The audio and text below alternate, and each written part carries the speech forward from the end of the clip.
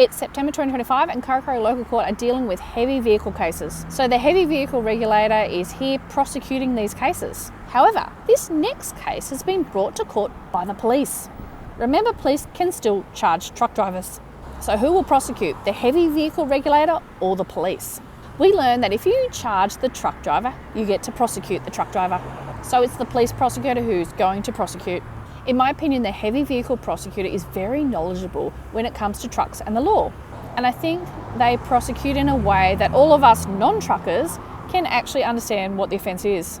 I've learned things about balancing loads and solo drivers versus two-up situations from the gallery because of the way they simply explain the law. Anyways, I noticed the magistrate asked the heavy vehicle prosecutor who's finished their cases to stay and assist if needed. In my opinion, everyone benefits from their knowledge. Anyways, the defendant is in their 70s and we hear they have a lot of experience in trucking and rigging, etc, etc. By the way, we hear in open court a lot of personal details about this defendant. For example, money, health, relationships, with a lot of personal details. In my opinion, just because it's said in open court doesn't mean you should write those details down and or repeat them. I think you can still tell the legal story without needing to say any of those super personal details. They are sentencing considerations which I think one can summarise and avoid breaching the person's privacy, which is an offence in itself. We hear the charge is driving for too long without a break, which is a fatigue issue and a safety risk to the driver and the community.